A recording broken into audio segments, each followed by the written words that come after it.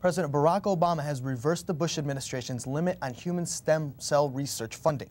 The move is to try and restore scientific integrity to government decision-making. Obama said his administration will make scientific decisions based on facts, not ideologies.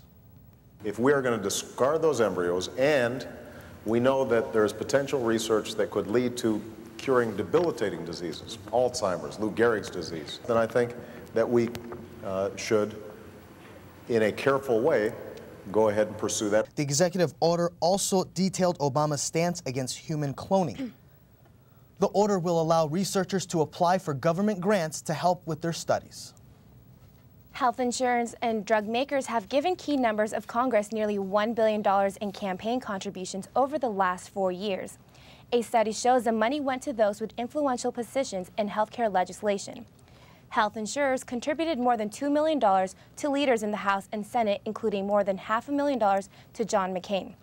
Meanwhile, drug makers gave more than $3 million to top lawmakers, including $250,000 to GOP Minority Leader John Boehner and $100,000 to Democratic Leader Earl Pomeroy. The contributions raise questions about the independence of lawmakers as President Obama pushes for health care reform.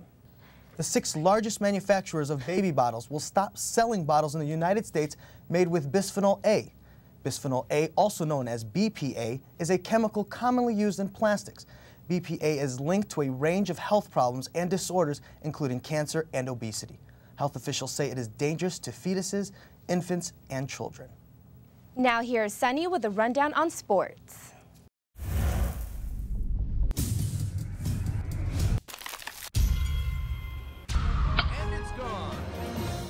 Team USA advanced to round 2 in the World Baseball Classic, beating Venezuela 15-6 last Sunday. Game was tied at 3 in the 6th inning when Chris Iannetta triggered an 8-run inning with this double to center field. 3 runs were scored and the U.S. was up 6-3. Dustin Pedroia followed with a line drive down third. 2 more runs were scored. Kevin Youkilis completed the U.S. onslaught with this massive 2-run homer.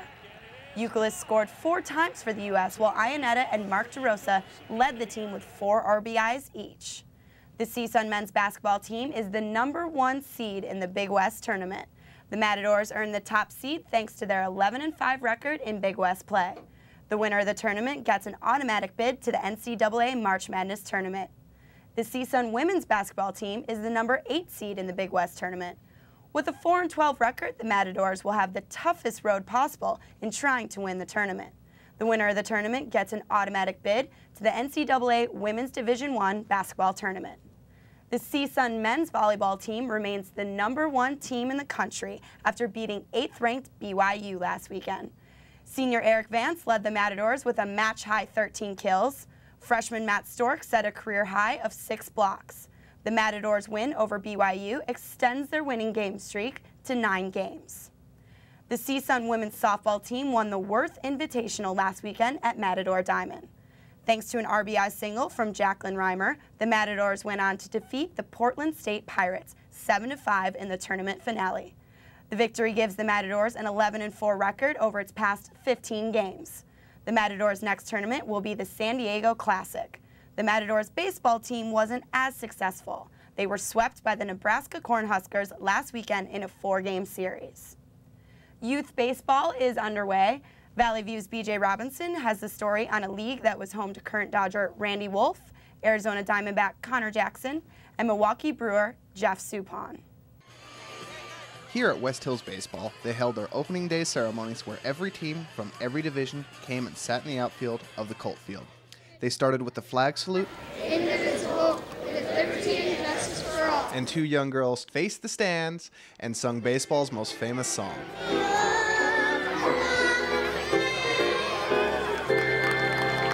Next, they moved on to giving out various awards and prizes and recognizing all the teams. A special award that West Hills Baseball has is its Thoroughbred program.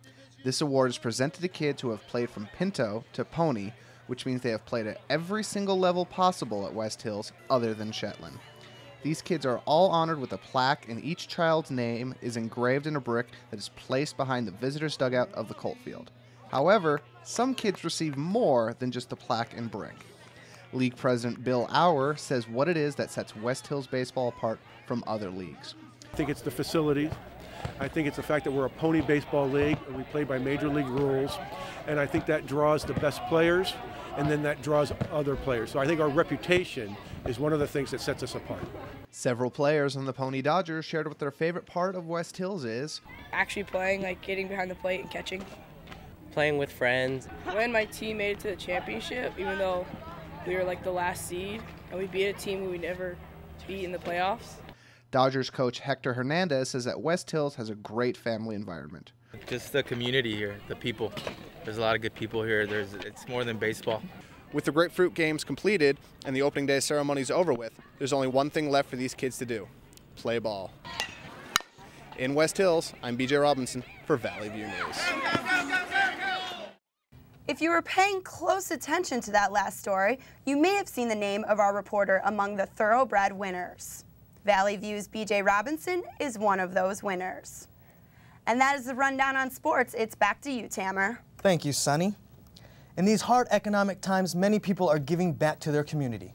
One nonprofit organization in the San Fernando Valley has been lending a hand for years, collecting edible day-old bread and distributing it to those in need. Valley View News' Mariana Enriquez has the story. They call themselves the Bagel Brigade, an emergency food delivery for the needy. Arthur Siegel wakes up almost every day before the sun comes up to organize the day's distribution. He says there's a lot of needy people out there. Not so much as the people as the children. A hungry child is a very poor student. A hungry child cannot stay awake in class. A hungry child must eat. The bread mostly comes from undisclosed market truck deliveries, bakeries, and well-known bagel shops. Founder of the organization, Herman Berman, says big markets choose to sell their bread to hog farms instead of donating it. They have so many other opportunities to feed the hogs without using the day-old stuff that's edible by human beings. The bread goes to schools, programs, and many other needy places. This woman says the bread is especially needed in these hard times, and her children really love it. Y a mis niños les gusta que les lleve bolillo, lo que es el French bread, y se los hago para la comida y les encanta. The organization has been serving the community for over 17 years with goods. The Bagel Brigade operates 365 days a year, distributing food to those in need. But what they need right now is a few good men or a few good women to volunteer their help. In Northridge, Mariana Enriquez, Valley View News. Thank you for watching Valley View News. I'm Tamer Tartier. I'm Gianna Gregorio. And I'm Kara Lobes. And I'm Sunny Reichert. Good night. Yeah.